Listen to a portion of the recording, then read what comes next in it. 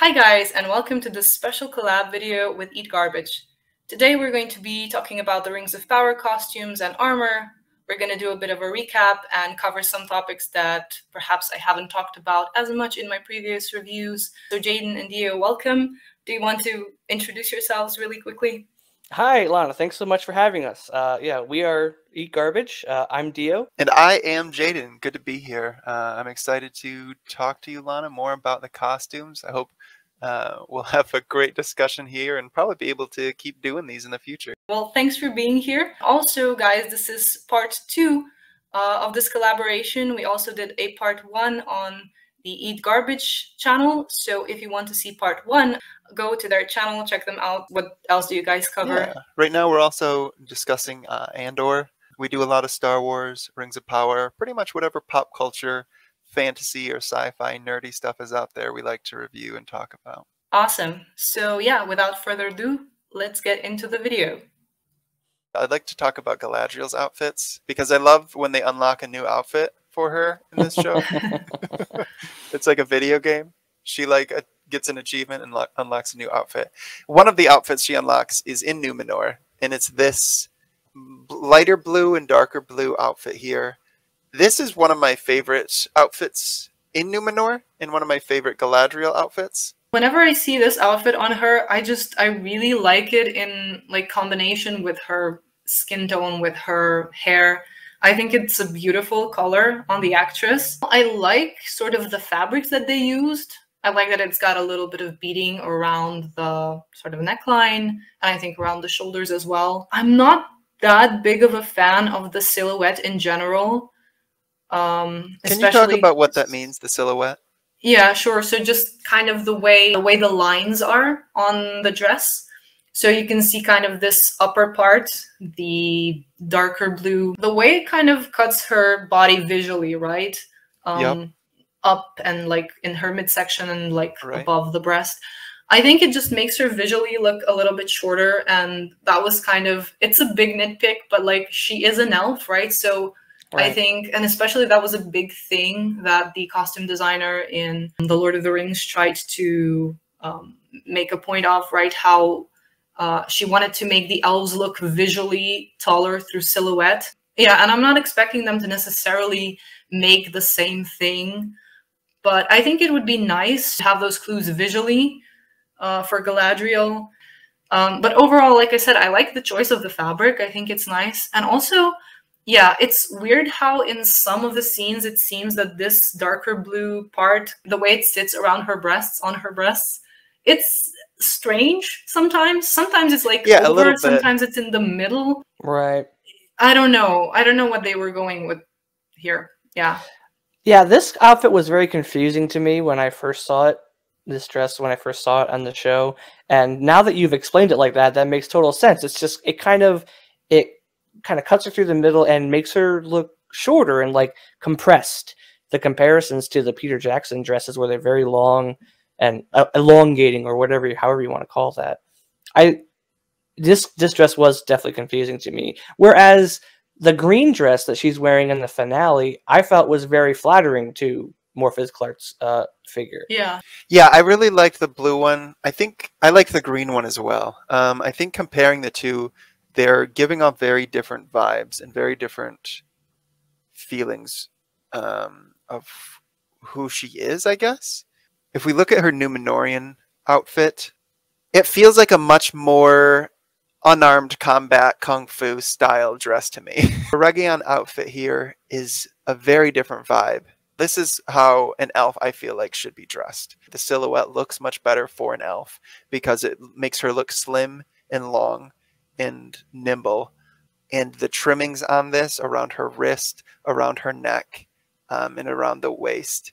Even the printing on the actual dress itself with the gold trimmings. I think this outfit is really nice also. Yeah, I think the color is definitely lovely on her. And as a dress, it's a very pretty dress.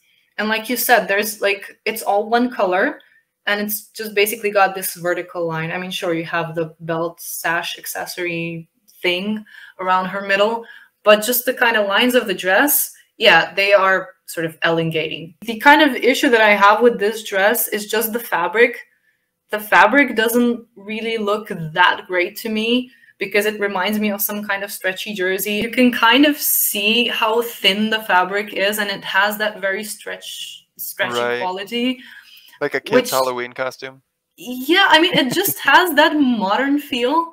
And even that kind, I think it's a print, this golden kind of thing. I think that even looks fine from afar because it just looks like little specks of gold, right, in her dress. And I don't think it looks that horrible. I wish there was some kind of, I'm also struggling to find some kind of maybe historical influence for that. And by that, I don't mean that it should look like a historical garment. But I think it's good to have some kind of an underlying historical influence, even in fiction, right? Because it helps them kind of be grounded in that world, because we recognize maybe elements and it subconsciously signals to us, oh, that's more like medieval times, or that's some sort of era. And this just kind of looks too modern in general. But like you said, it's a pretty dress. I have nothing against it. I just don't think it's the most suitable dress for this sort of fictional world. Right. Now, since we're on Galadriel's outfits, one of my least favorite outfits for her is this hideous... Oh, it kind of looks almost matte. It looks a little shiny, but not really the way you would expect an armor to have that kind of a shine. Maybe I just don't know my metals, but I don't think I've seen an armor that would kind of look like this. I don't even know. It's so weird with the shoulders and this giant, like, sea lion fin that they're doing, whatever this is. Yeah, these very high colors, right? It's so high. It goes so high up to their neck. It looks so painful. Like if they just turn their necks a little bit. They'd be chopping their heads off with this in battle, too. And I mean, maybe this isn't battle armor. Maybe this is their going to Valinor armor, but... Yeah, but I'm thinking like it's supposed to be, I guess, this ceremonial armor, like you said, going to Valinor armor. But even so, wouldn't you expect an armor that is not supposed to be for, you know, for battle to be maybe embellished? It lacks some sort of intricacy, right? The edges of that do not look flat. They look like they're sharp and jagged. All of this looks jagged. It looks awful. It doesn't look like it'd be used for anything. It's not ceremonial armor. It's not useful in battle. It looks like they put no effort. I don't understand at all what's going on. And on the right, we have this human-looking elf. But you can see in the lines, he's almost blurred out of the focus a little bit. In the lines in his chest plate, we have vertical lines going from the bottom up to the left. And then it's almost like a crosshatch from the bottom left up to the right a little bit. And the lines in it are so weird that it does not look natural. It doesn't look metal to me. Yeah, like it has paintbrush strokes or something. Yeah. Exactly. Yeah, it does look painted, yeah. Yeah. It also, I don't know if you guys have mentioned this yet, it doesn't look very elvish to me. It's like, I don't know, maybe I'm just biased because, you know, the image in my head is what I got from the Peter Jackson movies, but these are supposed to be like ceremonial suits of armor as they cross over to Valinor, and I'm just like, this is just weird, flat. It's like this is how I would imagine the Harfoots making their armor look like. Like they learn metalworking and they're like, hey, let's do this. And this is like after a year of them working on it, and they're like, all right, yeah, that's a good first try. Shadowversity has critiqued these armors like from a functional standpoint to another level. It is. Well, we were talking about how like dangerous this looks. It's all like jagged. It goes up. Like you turn your head and chop your head off. It does. Yeah, it looks like it would catch blades very easily and cause problems for you. This does not look. Yeah, it's weird. This is just another one of those design choices that I do not understand. We have this picture with Galadriel with a very tall collar. And if you look in on her neck, it looks like there's a welding mark. And if we look at this other image again with the two men, it looks like a bunch more welding marks or something. I don't think it is welding. I don't know what they were trying to do, but I have no idea all along the seams of their neck, you can see like these weird things. You know what? I think that's because they put their armor off, right, on that in that scene on the ship. Oh, that's right. They undress them. Yeah, they're putting it apart. If you're doing a ceremonial, we're heading to Valinor. First of all, why are you like doing a metal armor thing to Valinor? I don't think Valinor is the place of battle. It's like a place of It's definitely not. Angelic, you know, it's like a heaven. Because you take it off before you get there, so maybe you're saying like we battled in Middle Earth and on the way there we take this off and now we're in our underclothes. I think we're leaving armor behind. Right. Like, we're leaving our warrior days behind. Yeah. Yeah, that's definitely what I got out of it. It's kind of a thing from the Silmarillion. There was a time where no one had ever forged a weapon before, and Milkor had to teach them how to make weapons and armor. And so that was like the first time that it ever happened in Valinor. And so I think that's what they're going for here. They're like, oh, they're leaving the ways of Middle-earth behind them. But if this is supposed to be ceremonial only, not functional, not battle armor, it should look a lot nicer. The capes look kind of nice, I guess. Yeah, actually, that was the best looking part of it. The cape, this guy on the left, he's got a pretty nice cape. But again, all this, it's pretty monotone in the coloring, again, just like the Númenórean armor. I would have liked to see much more pretty armor. If it's ceremonial, why so monotone? Why is it just tinfoil? So we have Galadriel in this outfit, and after this outfit, her taking it off unlocks her next outfit. The nightgown. Our lovely, slightly see-through, but not really bedsheet-esque kind of thing going on here. So I've been thinking, like, from that point, if we just continue that thought, like, they're going to Valinor, they're leaving their armor behind, and I guess symbolically they're kind of entering paradise, so they need nothing but just this, like, long white robe, dress, gown thing.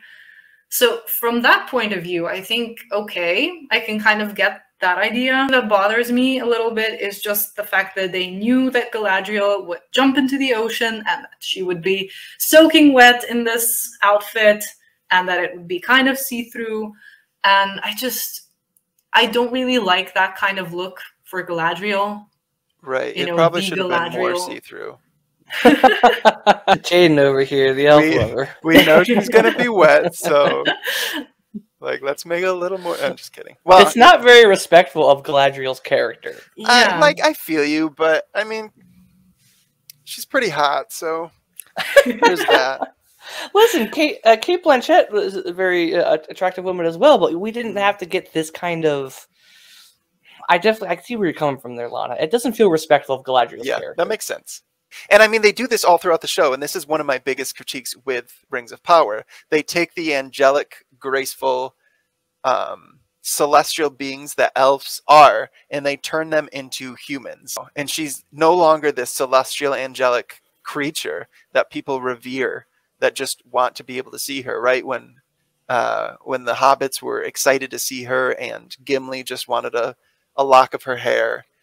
No longer is she this celestial princess, this angelic being. Yeah, and I think that even if you say that she shouldn't be like the Galadriel of the Third Age, which is fair, right? She should. It's the Second Age. It's fine that she has like a character arc and a character journey, and that she's going through these different things. But I think that she should still sort of be awe-inspiring and Lady of Light, right? Exactly. It's like her hair shines with the light of the two trees. And I think in this set of scenes, doesn't like Halbrand grab onto her hair or something? Or one of the guys like grabs onto her hair. It's just another one of those things where it's like, yeah, she's not being treated as the Lady of Light that Tolkien wrote her to be in these scenes. Do you think they're trying to sexualize her with this outfit? I just think it's not really keeping in mind perhaps some of the other aspects of the character. It's kind of like we talked about, they bring her down to the level of a human, right? If you think about this majestic elf, you kind of want to keep her maybe above that, even though it's not explicit sexualization or anything like that. But perhaps you want to more imply things than, reveal. That makes perfect sense. And I think most people who are familiar with Galadriel's character would definitely agree with that. She is superior to almost all beings on Middle-earth, pretty much. So you definitely want to keep her in that elevated position, like you're saying, Lana. And this does drag her down to, she's on the same physical, literal plane with Halbrand at this moment. Right. In this scene, we don't know that he's Sauron yet. He's just we do, but yeah. Sure, we all knew, but we didn't know. He's kind of dingy, ratty clothes because he's been shipwrecked, and it's definitely just dragging her down to this lowered position where she shouldn't be. With Galadriel in the Third Age in the Peter Jackson movies, she's like this beautiful artistic being, right? And it's not Majestic. sexual. You don't view Galadriel as sexual. I mean, I'm sure some do, but instead of being this beautiful artistic creature, she's now just a human with pointy ears. Once again, they're mistreating their elves, and this outfit, while it's fine, is just another way that they're doing that, mistreating elves and specifically Galadriel. All right, let's take a look at some of her other outfits that she's unlocked throughout the show. This is much better, I feel, than her plate armor when she was on the way to Valinor. The Númenóreans gave her this armor. It looks better than Númenórean armor, but the bar isn't very high there, so not that hard to look better than, It's they not gave themselves the difficult hurdle to cross. Yeah. They're like, let's make the first one really crappy.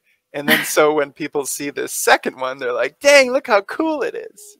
I don't really understand this hanging chainmail that's like just emerging from her shoulder area. I don't know if this is She had that earlier in the show too when they're climbing the I don't know if we have a shot of that, but when she's using her gold silver dagger to climb the ice wall, right? And she's got this little chain mail like all over her face, and it looks like it was cut with scissors improperly. And it's like, I don't understand the function of this chainmail, because I don't think that could stop an arrow or a spear or anything. It's like, maybe real chainmail could, but this stuff is so small. And here's the thing, if you want to say, hey, if it's made out of mithril, then okay, sure. But we don't have mithril yet in the show. So why are the elves creating this tiny, tiny, super thin chainmail? What function does it serve? It's a weird design choice, in my opinion. Well, especially because, and I don't know if you were going to mention this, Lana, it's like so bunched up and it's falling out of the chainmail. Usually when you have chainmail under plate mail or plate armor, you use it in parts that need to be mobile, right? So like where it is, you use it in the shoulders or on the elbows or something like that, so that it can still cover your weak points. And if a sword or an arrow comes in, and it would hit that, and it would still provide the protection, not as much as plate mail. But here it's like bunching up and overflowing, which is weird. Maybe it's just like a really, really big chainmail t-shirt for a Númenorian. And so they just have to, exactly, it's for a Númenorian man, so then they have to just like, it's spilling out of her armpits and elbows and everything because it's just too big. I don't know. It's another one of those things where as a viewer, it kind of drags you out of the immersion. You're like, what? That's not how chainmail works. I don't get it. Elbow chunks, man. What do you think about those, Lana? This is the worst part to me, these elbow guards. They look wonky. Yeah, I mean, the rest of it is kind of fine to me. If you just look at the front, it's got some nice things going on at the front. But then, those elbow elements, I don't know what they're called, but like whatever she has on her elbows definitely looks a bit... It looks like she saved them from her Valinor ceremonial art. Oh, yeah. Oh, yeah, they do kind of look similar. Oh, my God. She just repurposed them over here. She's like, I love these elbow guards, man. I got to bring them to Númenor with me. So do you like this cuirass, the shape and the lines in her chest plate here, her breastplate? I mean, it's like this heart. It reminds me of a heart and almost like trees with I don't know. Yeah, it kind of looks like wings to me. Maybe just wings, like opening. Like it almost reminds me of that scene when they sailed into Valinor, like with the skies parting. Aesthetically, it looks fine. I don't know like about any kind of details, but at first glance, I think that's kind of it's definitely one of the nicer armors. I think they did a good job of making it look like feminine armor too. It's not just like right. I think that the way that the shape flows and everything, I think it's like this is believable, feminine plate mail. My one issue is this neck stuff going on. It looks like there's 1, 2, 3 more layers beneath her. It's like Russian nesting dolls of plate mail. Yeah, where there's like a bunch more plate mail neck guards, which is super weird to me. it's here on her neck, guarding her neck until the pyroclastic blast explodes into her. And then it's gone. Really? She doesn't wear it again. Yeah, after that, it's just the outer plate mail. Somehow they forgot to put it back on her when they were shooting the episode. And it's just gone. So that's weird. But whatever. This outfit, I personally really like on Galadriel. It looks really pretty, and she's got this dark blue cape over it. I love this shot from up above, looking down at her, showing this long, flowing, dark blue cape, and the gold printings of leaves on it, I think are really cool. I think the sleeves were an interesting design of this cape, this dark blue, dark green, whatever it is. It's an interesting combination, and I think for this scene where she's walking and everything's kind of golden and her dress is golden, it's nice, yeah. Does it work really well for you, or is that just me being a fanboy of Galadriel? No, like honestly, I think this is one of the nicer. The only thing I'm not so fond of is the Roman crown. And I'm a nerd for historical influences in fantasy. And again, it doesn't have to be super specific or super on the nose, but it's really nice if it's present, because then it gives this extra layer of something. So this kind of looks, I don't know, maybe the dress, what would it be, like the 20s, the 30s? I have no clue, honestly. It does kind of look like, with the gold and everything, it looks very like turn of the century, kind of like Great Gatsby kind of stuff. Yeah, right. Yeah. Yeah, I think the belt is really neat. I don't know, Dio, did you like this outfit or not so much? Again, I think this is another dress that's very flattering for Morphin Clark. I think she looks really good in this dress. I do think it looks fairly elven. Like, this did not. Yeah. I don't think that this upset me at all. I'm sort of like, yeah, that looks like a type of dress that she would be. She's in the capital. She's in Linden. She's, she is Galadriel. She would have these kinds of very fancy dresses, right? So. I mean, look how pretty she is. Who can't like Galadriel? Oh boy! Have you watched the rest of the show? I can save her. It's fine. Oh, you think you can save her, but I don't know if we can save you. It's We've got Miriel here on her way back from the Southlands, where she's coming back into Numenor, and she's got kind of a new outfit on again. A little fancy royal dress here. What are your thoughts on this outfit here? Yeah, my first thought when I saw this was that it actually looks similar to Galadriel's green dress. Okay. In silhouette, and also the fabric, I think, is something similar. Oh, Not yeah. necessarily the same, but it has that kind of similar stretch, and also the way it's kind of like gathered around the neckline. The I don't know if that'd be embroidery or the decorations they have there, but yeah, that's very similar. The Galadriel's doesn't have a belt. I mean, it has this sort of decorative belt sash thing, and Miriel's does appear to have a belt. So they're not identical, obviously, but I think there are some really interesting similarities. So that was something that really stood out to me, though. Yeah, it's Do you think they meant anything by that? I don't think so, because, I mean, obviously Galadriel, from what we can assume, got this dress in Eregion, right? Right. Because she arrived in her armor, so she had to have got it here. And Miriel is miles away, right, on a ship back to Numenor. So I don't see why there would be a connection.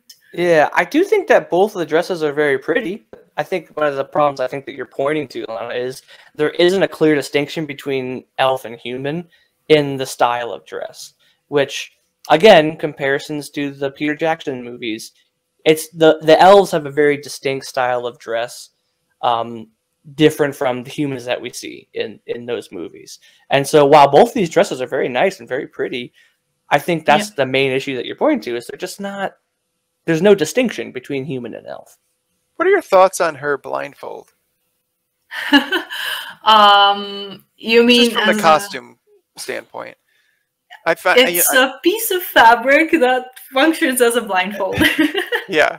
I think it does a job. Do you think they will continue going forward in season 2 with her having a simple blindfold like this? What do you think would be a better choice? Oh, because I mean, they were kind of in, like, she went blind and they're out in the battlefield, and You know, she wants to keep her eyes protected, and they're like, hey, we don't really have anything. How about we just take this piece of fabric, whatever, and we'll figure something else out. What do you think will be a better choice going forward?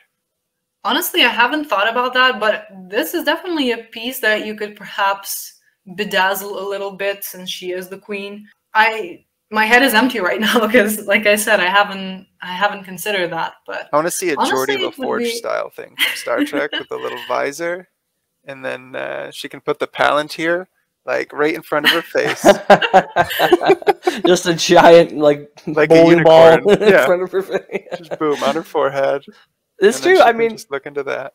I've never really thought about it. This could be the first time we've seen like a regal queenly blindfold on TV.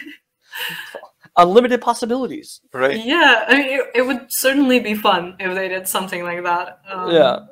First, I hated the blindfold when I saw it, and I'm like, this is the dumbest thing ever. And then I like looked up a little more about why blind people would do this, and I'm like, all right, I could see that. They can be sensitive to light, and you know, they want to keep their eyes protected from dust and debris and a stick, you know, stuff like that. So it makes sense that she'd want to cover her eyes. Yeah. But since we never really see blind people too often in fantasy, when I think of blind people in fantasy, that makes me think of Heimdall from Thor, right? Who opens the Bifrost. And he, even though he's blind, he can see using the Bifrost. Is that right? If I remember that correctly? Oof, I'm not caught up in my Marvel. I don't remember. He doesn't cover them or anything. So usually I feel like in fantasy, when people have blindness, they don't cover their eyes. So this is one of the first times that I can remember. I'm sure there's other cases where they cover their eyes. One of the first times I can remember where they're doing something like this. So it'll be interesting to see what they do with it. Let's look at some other spots. Let's move down to the Southlands. Talk about some of the armor we have here. Because we've got Adar, we've got orcs, we've got humans. Let's start talking about Adar and his orc friend here. Yeah, I mean, the orcs, I think it's interesting that they went with this snake skin kind of design. Right. Like, overall, the orcs looked fine to me. They looked like orcs. There wasn't anything that odd. The snake skin capes were an interesting choice. I mean, I like that they kind of made it coherent and that they chose this kind of design for all the orcs or all of Adar's orcs. I don't have anything specific to say about that. I don't know. What did you guys think about this design? I personally think that the way that Weta Studios did the orc designs, including their clothes, is super believable. Some of the best costumes in the show, in my personal opinion. I think that this is some of the most well-done costume design that they've had yet. It's very believable. The snakeskin thing, the point that you made there, yeah, I didn't really notice that, but it's like, is this supposed to be the skin of some large beast? Kind of I have no idea what they're going for with this. I think it looks cool, and to me, it's like, yeah, this looks very orcish, you know, like, so I'm enjoying it. I think it looks good. I can't decide if I like or hate the snake cape. I do really like Adar's armor here, though. It looks useful. It looks like it could be protective in battle. And it looks old, which is cool. It looks like it's centuries old to me. It's rusted. It's falling apart. It looks like he's had this for like 1,000 years. Which is especially cool.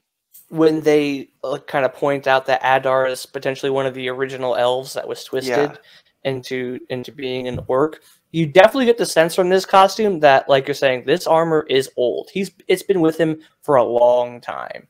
And I thought his armor looks great on screen. I liked it too. Yeah, it's weathered. I like that they actually weathered one of the costumes because all the Numenorian ones look pretty fresh. But his does look like, he's seen some battle. He's seen some hard times. So that's cool. I'm sure you guys will know that one of the things that I did notice was this kind of wavy pattern. Yeah, you were mentioning that. Yeah, Adar has this. Adar, whatever. And then it was also on Gil-galad's necklace. Oh, okay. Oh, really? I did not pick up on that. Yeah, on that golden one. It kind of looks like a river kind of thing. Is that what you're talking about? Okay. Yeah, one of my commenters actually pointed that out, that maybe it's like symbolic and it's supposed to be a river, and that kind of ties him sort of that it tells us that he's a fallen elf, so to speak, right? Yeah, it looks just like the necklace. Wow, that well, pretty much exactly the same. I never noticed that. I never noticed that. That is super interesting. And then there's a similar, I don't know if it's identical, but there is this kind of a wavy pattern as well on Elrond's, that gray garment. Yeah, wow, that's crazy. It looks like the exact same pattern on Gil-galad's necklace and Adar's necklace. And then when we look at Elrond, yeah, and his shirt there, that's got to be the same thing. That's great. Which is, I think, if it's really like symbolic, it's an interesting stylistic choice. But I'm not that fond of it, if like as a texture, especially like on armor, because it looks a little bit too abstract and too random. I don't know. This is very subjective, but I personally don't think it's a good way of adding texture. There's better ways of kind of incorporating some kind of design into armor, especially. But like I said, as a symbolic thing, as being indicative of them being elves and like maybe coming from the same place, originating from the same place, or whatever they want to tell us through this, then yeah, sure, it's an interesting little piece of fair enough. I like it. That's very interesting. I think what it reminds me of in the opening sequence to the show with Howard Shore's kind of opening song there, and they have all the pistachios, the rocks, moving. There is a part of that where there's this like black snaking of rocks in the intro, and I almost wonder if that is somehow connected to this, and something about rivers. It's an interesting idea that they're all connected. But well, that'd be cool if we do see a payoff of all of that. But I do like that, and they haven't really talked about it, but it's one of those images that if you don't notice, you'll never notice, which I never noticed. So that's really cool. Here we are. We've never noticed. So we haven't talking about the Southlanders or Bronwyn yet, have we? No, we've got the Southlanders here. Let's talk about some other ones. We've got Bronwyn here. Yeah, I mean, about Bronwyn, I just wanted to kind of point out, because I did mention that in some of my reviews too, but like her dress looks really different. Like the color is so bright and vivid, and you see, and you see all the other kind of villagers just in these grubby, dull gray, grubby clothes. That brightness of the blue against all the boring grays and browns of the villagers. Right. And it's just such a weird way of being like, oh yeah, she's one of the main characters. Fair enough. But that's so true. I actually really like Bronwyn's outfit, but I think you're 100% right. It does not fit. Everyone's in these grubby clothes that are kind of gray and off gray and whitish and off white and dark gray and light gray. It's all just gray and brown, gray and brown. Yeah. And she's in this like majestic royal blue, which I think is a really cool outfit, but very unfitting in this area. She shouldn't have a special outfit just because she's one of the main characters. Yeah, right. Conceivably, she lives in the town with the rest of these people. Wouldn't they be like, girl, where'd you get that blue dress? Like, all we have access to is gray and brown. So it definitely stands out. I think the dress itself is nice, but it doesn't feel like it fits with the culture and the people of the Southlands. Yeah. And I don't think the material is necessarily that different. But then if you look at the other people, they're all wearing some kind of overlayers, like long sleeves, or there's lots of people in sheepskins and leather. And then she's just here in her little strappy dress. I don't know. I just hope the actress wasn't cold when she was filming that. I think that's actually something we did mention in one of our reviews. Like, I bet you she's cold. Yeah. She's the only one with a sleeveless, strap dress there. So, do you think that this dress is kind of in a way sexualizing Bronwyn, or no? I didn't really personally get that, but I had heard some people talking about that, and so I wasn't sure if you guys got that kind of vibe from her dress. I didn't. At all. Okay, yeah. No, I didn't either. The only thing that was weird to me was like the leg slit, because almost every single female lead here has like the leg slit. Oh my goodness. Bronwyn, Disa, the witches. I will don't say care this about though, leg like, slits. I don't feel like it sexualizes anyone. I don't think it does, but I think it's just this weird choice for a fantasy world like Tolkien's to put leg slits in.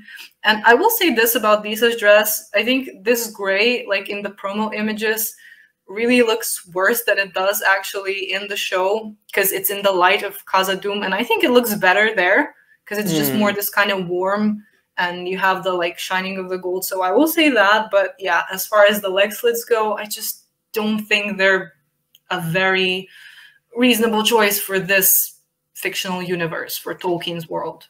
Yeah, it seems like a weird tailoring choice. Like the people who are creating these dresses, like why does every single female dress have a big long leg slit? Like I don't know. Across all cultures too. Everyone has them. Now, what are your thoughts on the generic people, the townsfolk of the Southlands? Do you like the costuming? For most of these grubby townsfolk, they're poor, and they're just kind of mismatched in all these weird little crappy gray and brown outfits. Yeah, I mean, I think they went for this kind of medieval peasants look for them, which, I mean, sure, I don't think it's super bad or super great. It is what it is, and I think they look okay. Yeah. I feel like peasants should be easy to do, so you don't earn a point for it. However, I didn't really ever think too much about it, so at least there was that. I don't think they did a bad job with it, which is good. Yeah, it didn't pull me out of the story. I'm like, yeah, these are people of the Southlands. They are relatively poor and peasanty looking. It was all fairly universal. And then we have Bronwyn, the only one that says that. Yeah. So in the Southlands with them, Arondir, he's got this wooden cuirass, this wooden breastplate. What do you think about that one? I honestly couldn't decide whether I like it or not. So it's kind of in the middle for me. I think it's interesting that they went for this design, especially, as an elf, to have something more nature related, to have it, I guess it's made of wood or something, right? Yep. So I think as an idea, it's good. As an execution, it's got a lot of these elements that I'm not sure how functional they would be. I think there's a lot of little of these leaves and branches and vines that look a bit like they wouldn't fare that well in a fight. But then again, because they were basically just watching over the villagers, right? They weren't necessarily expected to fight. I think you make a great point there about the function of it. I think it does look cool. I think the idea of it being it's made of wood and elves are close to nature. But yeah, the main thing that kind of stares at you when you're watching the show is you're always pulled back to how is this going to function in real life? Even though I agree it kind of looks cool, it is, to me, another example of kind of pulling you out of the story and forcing you to ask questions that you don't want to ask. Moving away from the Southlands, let's head up a little bit more north to our lovely friends, the Harfoots / Hobbits. My biggest issue was the stupid acorns that they all had in their hair. Yep. I didn't even notice the costumes. It all felt like they were just in dirty robes, I guess. I don't know. I'm kind of torn on this because on the one hand, I kind of get that they were going for that whole camouflage look, right? So, oh yeah, they're trying to be stealthy and hide among the leaves and trees, so they put twigs in their hair, okay? But I just don't see the reason why they needed to make them so dirty looking. And if you lived outdoors realistically, would you put more twigs in your hair? Because I'm sure you would get some twigs and leaves in your hair anyway. Right. I don't know. I don't think Tolkien's hobbits deserve that treatment. Yeah, that's the biggest thing. It's just everyone's thinking about, when they're seeing these Harfoots hobbits, they're thinking about the Shire, and they're just so dirty. They're so gross. Listen, I've been on some long extended camping trips. You get a little dirty when you're camping, but you know what you do? You wash off. You don't just stay dirty all the time. You find a stream and you rinse your feet off or something. I don't know. It's just, why do they have to look so grubby and gross? Right.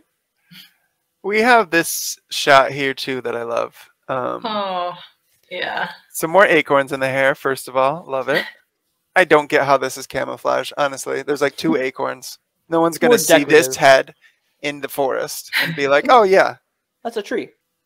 Does this actress just have an ear issue, a medical condition? This poor. What's going on with this ear? It's pretty rough. It's a bad prosthetic for sure. Yeah, I noticed that a lot of the like elf ears, especially, they looked kind of thick and swollen. At least in one scene, maybe not in every scene, but in one scene it looked really like thick, and you could tell that it was a prosthetic. Whereas in Jackson's films, right, those ears were so beautifully crafted. Oh yeah, for example, this in Gil-galad's case. Gil-galad has chunky. He's got wings for ears, man. My goodness. Chungus ears. They're ginormous. So it looks like they're almost like cancerous or something. Like they're ears, tumors. Maybe that's why they need the mithril. That's right. Yeah, they all have ear cancer. It's not elf cancer. It's ear cancer. Yeah, some ear issues. Rough. So moving up from the Harfoots, I think, more north, we have the dwarves here. Dio, I think you've been a fan of the dwarves' costumes and beards and everything for the most part, right? Yeah, I mean, I liked it. Nothing pulled me out. Here's the thing that we've been talking about with some of the other costumes. They yank you out of your immersion, and I didn't really get that with the dwarves. I think Lana mentioned it earlier. The promotional material looks terrible, but maybe it has something to do with the lighting. Yeah, in Khazad-dûm, because it's more warm like that, so you don't pick up on certain things, and it looks more natural. I think one of the things looking at this promotional material is like Durin's cape. The gold looks like it's printed on. It doesn't look like it's embroidered. But when I'm seeing them in Khazad-dûm in the scenes in the show, I actually think that their costumes look really good, and maybe that has more to do with lighting than it does with the costumes. But like, you know, they got these big long beards and the furs, and I personally liked it. I can't stand the armor choice that they have there for the beard armor, but that's probably just a small thing. But I don't know. I personally enjoyed it. I thought they did a pretty good job with the dwarven outfits, in my opinion. The main thing being, it didn't pull me out of my immersion. I'm like, yeah, they're dwarves. All right, cool. Right, so I definitely agree. I think in the light that is here in Khazad-dûm, the costumes do look better. Like, the colors don't look so, well, they look better. Let's put it that way. But I do have this one thing that, like, with Disa or some of the dwarven women's dresses, if we take away, for example, the necklace and these hangy bits, like something like this, just this drapey dress, drapey long dress, you could totally see this in Numenor. Right? Something like this. This line between different cultures in this version of Middle-earth is kind of blurred. Yeah, they do that all the time. They blur everything. No one's distinct. No one's separate. Everyone acts the same. They're all just humans with slightly different physical features. Southlanders versus the Harfoots in their costuming. It's a little different, but it's pretty much the same. This Numenorian outfit that Disa's wearing, it could fit right in there, except she's got like Triforces on her. Yeah, the only thing is like the metal jewelry that's hanging on. That's the main distinction. It's not the fabric and not the way that the fabric hangs. So, but overall, like, the dwarves to me, they look okay. They didn't look... I was expecting... I don't know what it is about Peter Jackson's dwarves. And yes, I'm comparing them because obviously it's the same universe. So how are you not going to compare that, right? And I'm not expecting them to look identical. There's something about their outfits that looks much more coherent. And the beards, I noticed that the beards for some reason looked neater, nicer. It's not to say that these look bad, but it's just I think they could have added something more to depict this great nation of dwarves. And I think, are they at the height of their power or somewhere around that time at this point? Yeah, pretty much. This is before they awaken the Balrog and they get ran out of Khazad-dûm. So this is the height of Khazad-dûm, pretty much.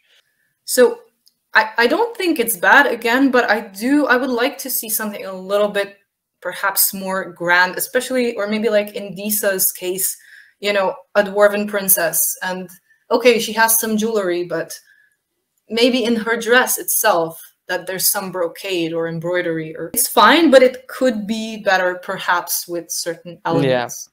Just I agree. But they definitely look like dwarves, right? It's definitely they look more like dwarves than elves look like elves, if that makes sense. Yes, that makes perfect sense. I think the dwarves, they have a lot of more like geometric shapes, as opposed to kind of elegant lines or whatever. And I think they did a good job of capturing that. Yeah. For the most part. There's smaller things too that I appreciate about the dwarven outfits, like with Disa, her boots.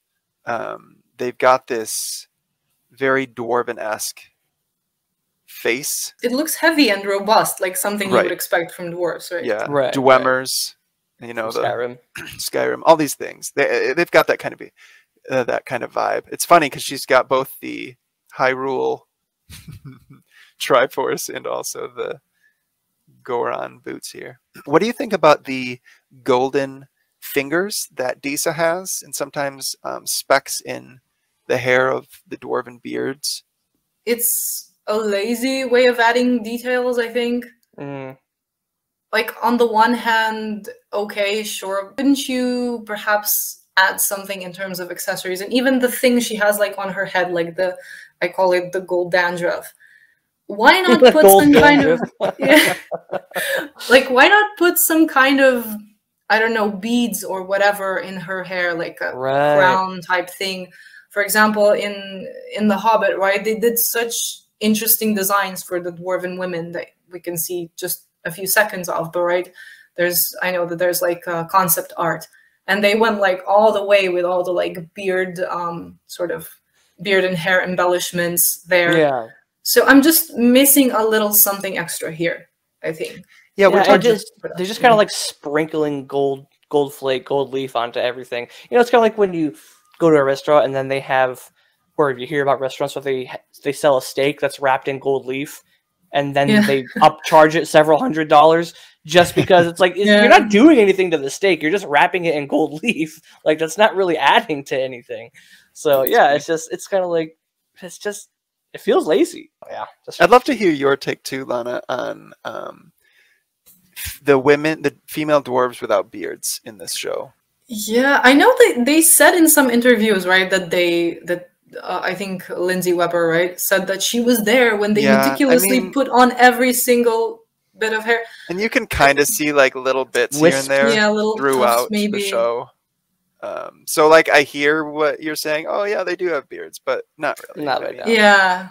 Yeah. So does an Italian grandma. So I think it could absolutely work, and it would be more true to Tolkien. So why not? I think they could make it both, well, maybe not necessarily elegant, but right, if you put some kind of jewelry down, like her hair, and then connecting to the beard.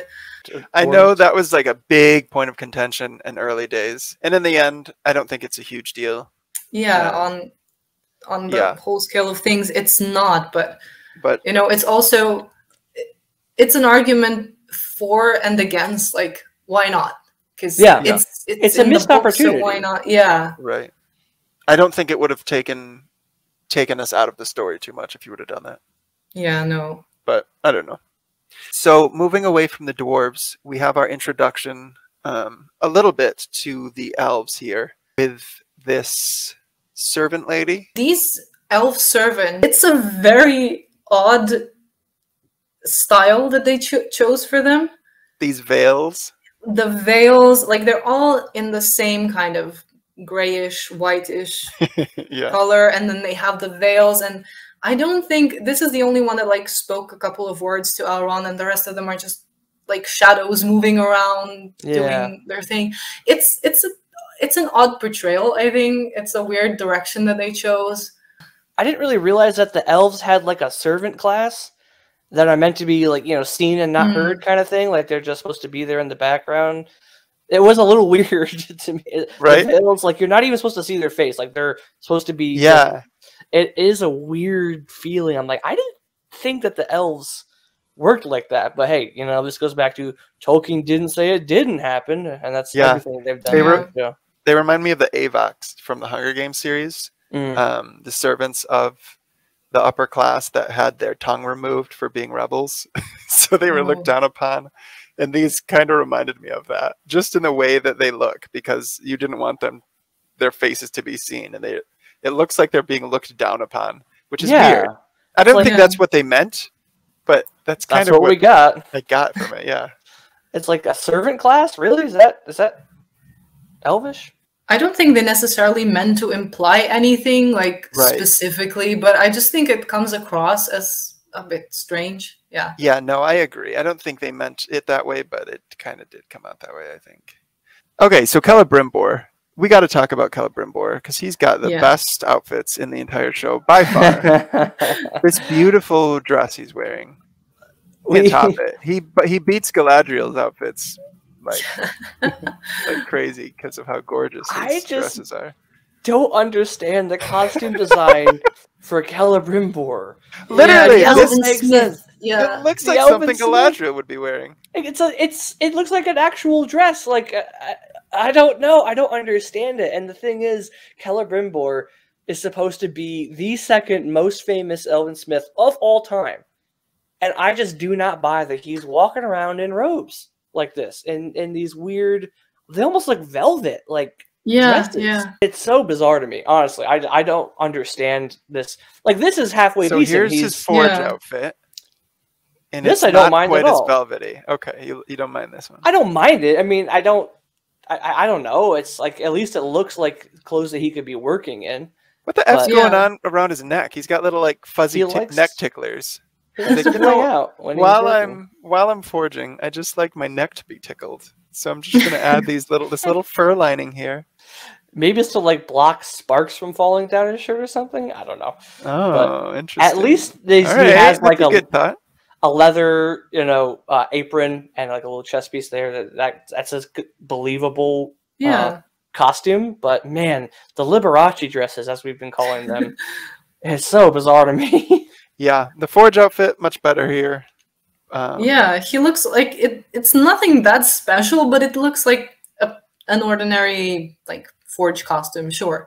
And I think it's interesting what they did with this like leather apron thing, like the design that they chose. It's interesting. It's imaginative, right? Yeah. But yeah, he looks like a smith, sure. But those like velvet dresses, I don't know. That's a really weird choice. It pulls you out of your immersion. You're like, what? This guy's supposed to be a super famous smith, and he travels in them too. It's not like it's not like his leisure wear when he's at home. Yeah, he walked how long? 14 minutes from Eregion to Khazad-dûm? He walked from Eregion to Khazad-dûm in a dress. This was one of the weirdest scenes because it looked like they just teleported there, and they're all in this, like, he's in this long cape dragging probably all the leaves and mud behind him. Right, it's all getting torn and ripped up and dirty. And it's like, dude, don't you have better travel wear? I don't know. This is so bad. Yeah. I personally don't like his forge outfit. I understand it makes more sense. It looks better as a forge outfit. But even in that one, I think it looks silly. I don't really get his apron. I can't tell if it's supposed to be leather or like rusted metal. Yeah, it looks like a very stiff leather to me. It looks like a strange material, but yeah, I mean, at least they put something there. So. And then it has like an extra piece of metal over it or something. This little weird wavy one. Yeah. I don't know. It's just a weird outfit to me. So, I like his look much better in this shot, Halbrand. Yeah, that look. He looks like an apprentice. Nice. Yeah, he looks like he has, nice whatever clothes on with like a worker's apron. Yeah, but I don't know. Yeah, the Celebrimbor, I just expect more. It's weird to see a guy who's supposed to be a smith swinging hammers, working with coals and fire all day, that he just wears velvet robes.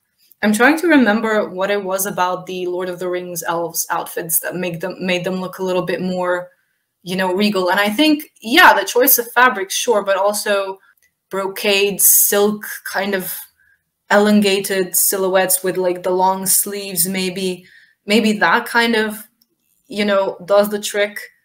It doesn't have to, like, my point is, it doesn't have to be a dress. Right. In the literal sense. Oh, when you see it, though. Yeah. Yeah, that's one of the things that we keep coming back to, is how much money did they spend on this, and who was put in charge of the costume design for these people? I love looking at the elves in their battle armor in Two Towers. Looking at those guys decked out, and they look like a cool like rogue outfit you'd get in like an MMO or like a rogue archer. They're dark. They're like kind of cool and shiny. They've got cool lines. And and they look like they're ready for battle. They look like they're protected. They look like this armor is protective, but very nimble and agile, like would be able to move with them very nicely. And you could think, even in this battle specifically, the battle for Helm's Deep, you compare the elven armor with the armor for the men of Rohan. They're very, very distinct and unique, and you get the sense of like, oh yeah, this is elvish armor, this is armor for men. And they're very, very different and unique. And that's one of the things that Rings of Power just continues to fail at, is giving us a sense of distinction between the various races. Yeah, the Riders of Rohan here are super cool with their armor too. Those look good. And I love, once again, you have this chainmail underneath. And it makes sense. There's, I think... It looks functional. They also have this horse mane in their helmets. But these helmets, they do not look cheap. They don't look plastic. Yeah. They look like they're metal. They look like that this would be protective. He has his chainmail underneath his, this all looks very protective and very usable. It looks like he'd be able to move around. It looks like it's protective. It looks real. Once again, I love this shot of the Riders of Rohan. And I love these shots. Peter Jackson's costumes, they look so much more realistic. It doesn't just look like plastic pieces. It's all usable and it's all realistic. The colors make sense. The colors being a little muted. Even when you do have color, like in this Rider, he has this red chest guard, but it's a lot more muted. It's not like this neon orange that the Númenóreans have. Yeah. Honestly, Lana, you have a fantastic video breaking down the difference between just talking about the costume design from the Lord of the Rings and how exceptional it is, and that's what makes this retrospective look at Rings of Power all the more confusing, because they had so much more money. Like, where did it all go? Well, thank you for watching. That's all for this video. Thank you to Jaden and Dio for joining me today. It was lovely. I hope we can do this again. Yeah, thanks so much for having us, Lana. It was a really fun time. So yeah, thanks for watching, and I'll see you soon, guys.